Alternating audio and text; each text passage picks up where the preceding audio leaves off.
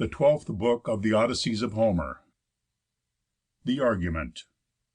He shows from hell his safe retreat To the isle Ææa, Circe's seat; And how he 'scaped the Sirens' calls, With the erring rocks and waters' falls That Scylla and Charybdis break; The sun's stol'n herds, and his sad wreck Both of Ulysses' ship and men; His own head 'scaping scarce the pain. Another Argument. Mew. The rocks that err'd the Sirens call, The sun's stol'n herd, the soldiers fall. Our ship now past the straits of the ocean flood, She plow'd the broad sea's billows, and made good The isle Ææa, where the palace stands Of the early riser with the rosy hands, Act of Aurora, where she loves to dance, And where the sun doth his prime beams advance. When here arriv'd, we drew her up to land, And trod ourselves the re saluted sand; Found on the shore fit resting for the night, Slept, and expected the celestial light. Soon as the white and red mix'd finger'd dame Had gilt the mountains with her saffron flame, I sent my men to Circe's house before, To fetch deceas'd Elpenor to the shore. Straight swell'd the high banks with fell'd heaps of trees, And, full of tears, we did do exequies To our dead friend, whose corse consum'd with fire, And honour'd arms, whose sepulchre entire, And over that a column rais'd, his oar, Curiously carv'd, to his desire before, Upon the top of all his tomb we fix'd; Of all rites fit his funeral pile was mix'd. Nor was our safe ascent from hell conceal'd From Circe's knowledge, nor so soon reveal'd But she was with us, with her bread and food And ruddy wine, brought by her sacred brood Of woods and fountains. In the midst she stood, And thus saluted us: "Unhappy men, That have, inform'd with all your senses, been In Pluto's dismal mansion, you shall die Twice now, where others, that mortality In her fair arms holds, shall but once decease. But eat and drink out all conceit of these, And this day dedicate to food and wine, The following night to sleep. When next shall shine the cheerful morning, You shall prove the seas. Your way and every act ye must address. My knowledge of their order shall design, Lest with your own bad counsels ye incline Events as bad against ye, and sustain, By sea and shore, the woful ends that reign In wilful actions." Thus did she advise, And for the time our fortunes were so wise To follow wise directions. All that day We sat and feasted. When his lower way The sun had enter'd, and the even the high, My friends slept on their gables. She and I, Led by her fair hand to place apart By her well sorted, did to sleep convert Our timid pow'rs. When all things Fate let fall In our affair she ask'd, I told her all. To which she answer'd: "These things thus took end, And now to those that I inform attend; Which you rememb'ring, God himself shall be The blessed author of your memory. First to the Sirens ye shall come, that taint The minds of all men whom they can acquaint With their attractions. Whosoever shall, for want of knowledge mov'd, But hear the call of any Siren, He will so despise both wife and children, For their sorceries, that never home Turns his affection's stream, nor they Take joy in him, nor he in them. The Sirens will so soften with their song, Shrill, and in sensual appetite so strong, His loose affections, that he gives them heed. And then observe, they sit amidst a mead, And round about it runs a hedge or wall Of dead men's bones, their wither'd skins in all Hung all along upon it. And these men Were such as they had fawn'd into their fen, And then their skins hung on their hedge of bones. Sail by them therefore thy companions beforehand, Causing to stop every ear with sweet soft wax, So close that none may hear a note of all Their charmings. Yet may you, if you affect it, open ear allow To try their motion, but presume not so To trust your judgment, when your senses go So loose about you, but give straight command To all your men, to bind you foot and hand Sure to the mast, that you may safe approve How strong in instigation to their love Their rapting tunes are. If so much they move, That, spite of all your reason, Your will stands to be enfranchis'd both of feet and hands. Charge all your men before to slight your charge, And rest so far from fearing to enlarge, That much more sure they bind you.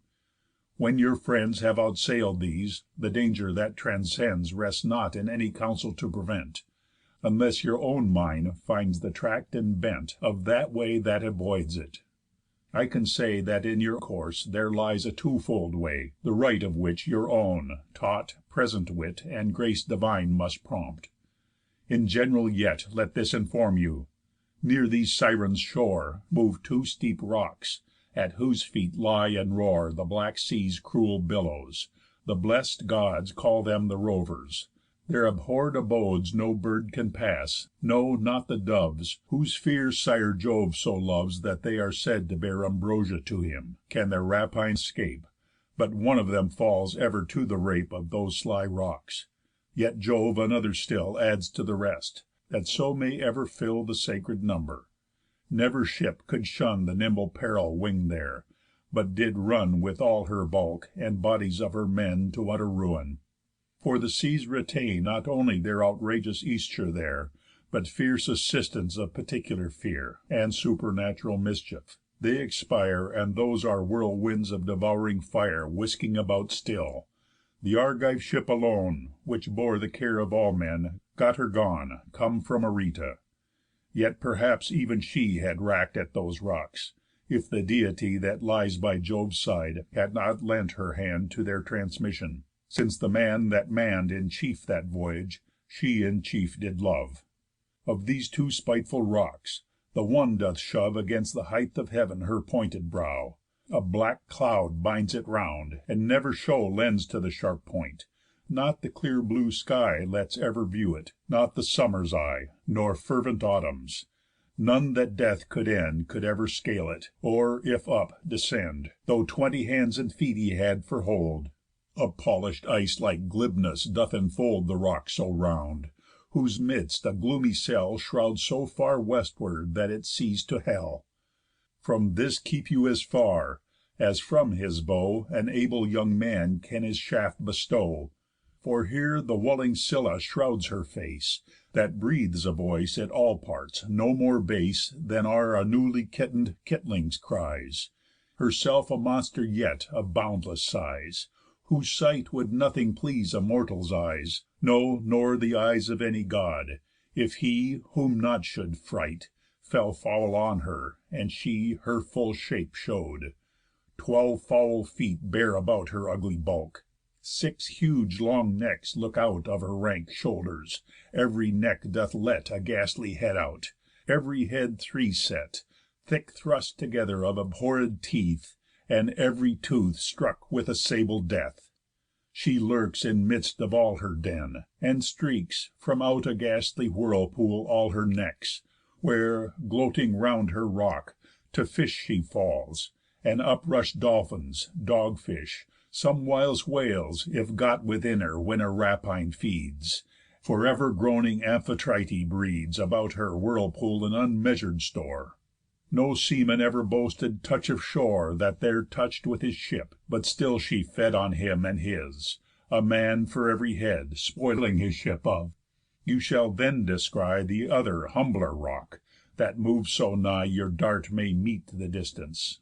It receives A huge wild fig tree, curl'd with ample leaves, Beneath whose shade divine Charybdis sits, Supping the black deeps. Thrice a day her pitch she drinking all dry, And thrice a day again all up she belches, Baneful to sustain. When she is drinking, dare not near her draught, For not the force of Neptune, if once caught, Can force your freedom. Therefore, in your strife To 'scape Charybdis, labour all for life To row near Scylla, for she will but have For her 6 heads 6 men, and better save The rest, than all make off'rings to the wave. This need she told me of my loss, when I Desir'd to know, if that necessity, When I had 'scaped Charybdis' outrages, My pow'rs might not revenge, though not redress. She answer'd: "O unhappy! Art thou yet Enflam'd with war, and thirst to drink thy sweat, Not to the Gods give up both arms and will? She deathless is, and that immortal ill, Grave, harsh, outrageous, not to be subdued, That men must suffer till they be renew'd. Nor lives there any virtue that can fly The vicious outrage of their cruelty. Shouldst thou put arms on, and approach the rock, I fear 6 more must expiate the shock. 6 heads 6 men ask still. Hoist sail and fly, And in thy flight aloud on Cratis cry, Great Scylla's mother, who expos'd to light The bane of men, and she will do such right To thy observance, that she down will tread Her daughter's rage, nor let her show a head. From thenceforth then, for ever past her care, Thou shalt ascend the island triangular, Where many oxen of the sun are fed, And fatted flocks. Of oxen 50 head In ev'ry herd feed, and their herds are 7, And of his fat flocks is their number even. Increase they yield not, for they never die. There every shepherdess a Deity. Fair Phaethusa and Lampetia The lovely nymphs are that their guardians be, Who to the daylight's lofty going flame Had gracious birthright from the heav'nly Dame, Still young Neæra, who, brought forth and bred, Far off dismiss'd them, to see duly fed Their father's herds and flocks in Sicily. These herds and flocks if to the Deity Ye leave, as sacred things, untouch'd, and on go With all fit care of your home, alone, Though through some suff'rance, you yet safe shall land In wishéd Ithaca. But if impious hand You lay on those herds to their hurts, I then presage sure ruin to thy ship and men. If thou escap'st thyself, extending home Thy long'd for landing, thou shalt loaded come With store of losses, more exceeding late, And not consorted with a saved mate." This said, the golden thron'd Aurora rose. She her way went, and I did mine dispose Up to my ship, weighed anchor, and away. When rev'rend Circe help'd us to convey Our vessel safe, by making well inclin'd A seaman's true companion, a fore wind, With which she fill'd our sails. When, fitting all our arms close by us, I did sadly fall to grave relation What concern'd in fate my friends to know, And told 'em that the state of our affairs' Success, which Circe had presaged to me Alone, must yet be made to one nor only Too known, but to all; that, since their lives and deaths Were left to fall in their elections, They might life elect, and give what would preserve it fit effect. I first inform'd them, that we were to fly The heav'nly singing Sirens' harmony, And flow'r adorned meadows; and that I Had charge to hear their song, but fetter'd fast In bands unfavour'd to the erected mast; From whence, if I should pray, or use command To be enlarg'd, they should with much more band Contain my strugglings. This I simply told To each particular, nor would withhold What most enjoin'd mine own affection's stay, That theirs the rather might be taught t' obey. In meantime flew our ships, and straight we fetch'd The Sirens' isle. A spleenless wind so stretch'd Her wings to waft us, and so urg'd our keel. But having reach'd this isle, we could not feel The least grasp of it. It was stricken dead, And all the sea in prostrate slumber spread. The Sirens' devil charm'd all. Up then flew my friends to work, struck sail, Together drew, and under hatches stow'd them, Sat, and plied the polish'd oars, and did In curls divide the white head waters. My part then came on. A mighty waxen cake I set upon, Chopp'd it in fragments with my sword, And wrought with strong hand every piece, till all were soft. The great pow'r of the sun, in such a beam As then flew burning from his diadem, To liquefaction help'd us. Orderly I stopp'd their ears, and they as fair did ply My feet and hands with cords, and to the mast With other halsers made me soundly fast. Then took they seat, and forth our passage strook. The foamy sea beneath their labours shook. Row'd on, in reach of an erected voice, The Sirens soon took note, without our noise, Tun'd those sweet accents that made charms so strong, And these learn'd numbers made the Sirens' song. Come here, thou worthy of a world of praise, That dost so high the Grecian glory raise. Ulysses, stay thy ship, and that song hear, That none pass'd ever but it bent his ear. but left him ravish'd, and instructed more by us, than any ever heard before. For we know all things whatsoever were In wide Troy labour'd; whatsoever there The Grecians and the Trojans both sustain'd By those high issues that the Gods ordain'd; And whatsoever all the earth can show To inform a knowledge of desert, we know." This they gave accent in the sweetest strain That ever open'd an enamour'd vein; When my constrain'd heart needs would have mine ear Yet more delighted, forc'd way forth and hear. To which end I commanded with all sign Stern looks could make (for not a joint of mine Had pow'r to stir) my friends to rise, And give my limbs free way. They freely striv'd to drive their ship still on; When, far from will to loose, Eurylochus and Perimedes rose To wrap me surer, and oppress'd me more With many a halser than had use before; When, rowing on without the reach of sound, My friends unstopp'd their ears, and me unbound, And that isle quite we quitted. But again fresh fears employ'd us. I beheld a main Of mighty billows, and a smoke ascend, A horrid murmur hearing.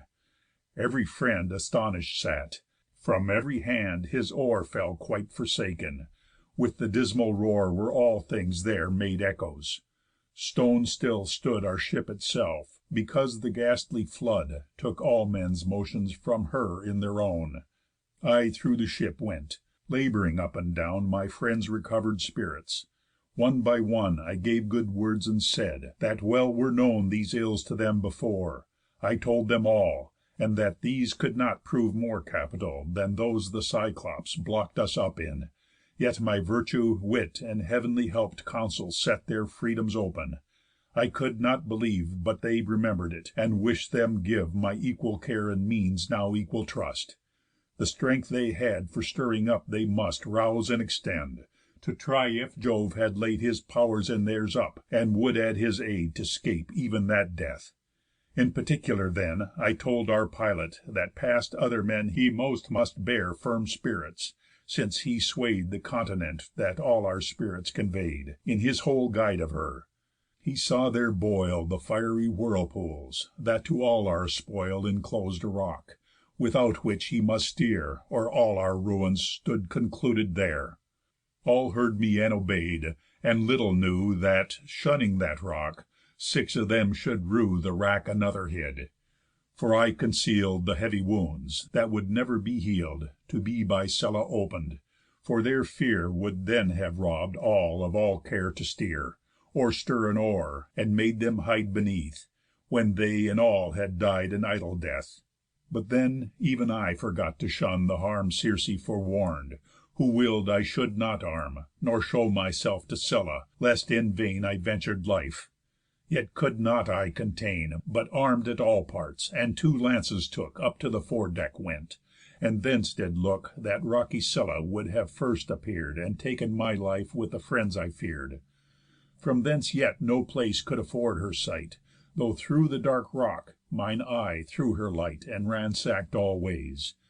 I then took a strait, That gave myself and some few more receit 'Twixt Scylla and Charybdis, whence we saw How horridly Charybdis' throat did draw The brackish sea up; which when all aboard She spit out again, never caldron saw'd With so much fervour, fed with all the store That could enrage it.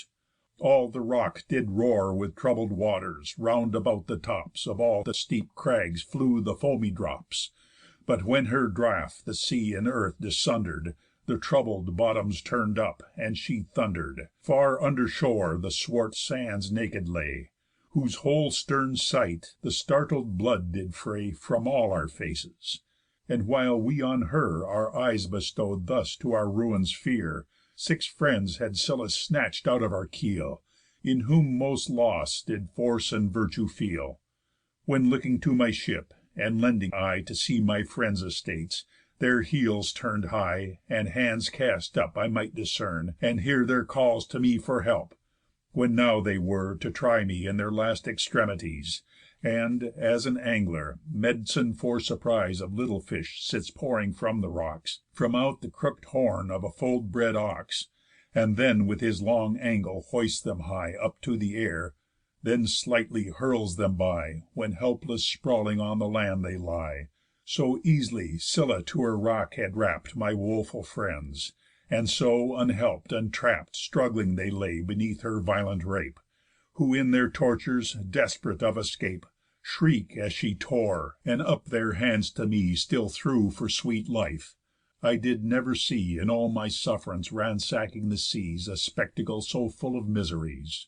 Thus having fled these rocks, these cruel dames, Scylla, Charybdis, where the King of Flames Hath off'rings burn'd to him, our ship put in The island, that from all the earth doth win The epithet, Faultless, where the broad of head, The famous oxen for the sun are fed, With many fat flocks of that high gone God. Set in my ship, mine ear reach'd, where we rode, The bellowing of oxen, and the bleat Of fleecy sheep, that in my memory's seat Put up the forms that late had been impress'd By dread Ææan Circe, and the best Of souls and prophets, the blind Theban seer, The wise Tiresias, who was grave decreer Of my return's whole means; of which this one In chief he urg'd, that I should always shun The island of the man delighting sun. When, sad at heart for our late loss, I pray'd my friends to hear fit counsel, though dismay'd With all ill fortunes, which was giv'n to me By Circe's and Tiresias' prophecy, That I should fly the isle, where was ador'd The comfort of the world, for ills abhorr'd Were ambush'd for us there, and therefore will'd They should put off, and leave the isle. This kill'd their tender spirits; when Eurylochus A speech that vex'd me utter'd, answering thus: "Cruel Ulysses, since thy nerves abound In strength, the more spent, and no toils confound Thy able limbs, as all beat out of steel, Thou ablest us too, as unapt to feel The teeth of labour, and the spoil of sleep, And therefore still wet waste us in the deep, Nor let us land to eat, but madly now In night put forth, and leave firm land to strew The sea with errors. All the rabid flight Of winds that ruin ships are bred in night. Who is it that can keep off cruel death, If suddenly should rush out the angry breath Of Notus, or the eager spirited West, That cuff ships dead, and do the Gods their best, Serve black night still with shore, meat, sleep, and ease, And offer to the morning for the seas?" This all the rest approv'd, and then knew I past all doubt the Devil did apply His slaught'rous works; nor would they be withheld. I was but one, nor yielded, but compell'd. But all that might contain them I assay'd, A sacred oath on all their pow'rs I laid, That if with herds or any richest flocks We chanc'd t' encounter, neither sheep nor ox We once should touch, nor, for that constant ill That follows folly, scorn advice, and kill, But quiet sit us down, and take such food As th' immortal Circe had bestow'd. They swore all, this in all severest sort; And then we anchor'd in the winding port Near a fresh river, where the long'd for shore They all flew out to, took in victuals store, And being full, thought of their friends, and wept Their loss by Scylla, weeping till they slept. In night's third part, when stars began to stoop, The Cloud assembler put a tempest up. A boisterous spirit he gave it, drave out all His flocks of clouds, and let such darkness fall That earth and seas, for fear, to hide were driven; For with his clouds he thrust out night from heaven. At morn we drew our ships into a cave, In which the Nymphs that Phœbus' cattle drave Fair dancing rooms had, and their seats of state.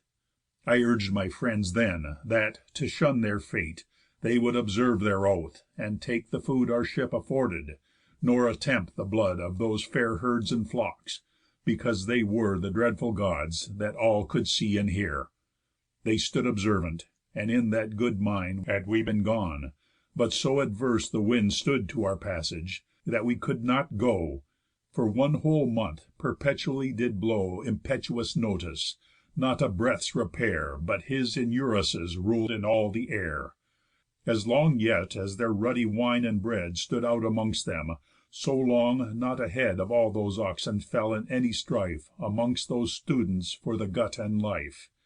But when their victuals fail'd they fell to prey, Necessity compell'd them then to stray In rape of fish and fowl. Whatever came in reach of hand or hook, the belly's flame afflicted to it. I then fell to pray'r, and, making to a close retreat repair, free from both friends and winds, I wash'd my hands, and all the Gods besought, that held commands in liberal heav'n, to yield some mean to stay their desp'rate hunger, and set up the way of our return restrain'd.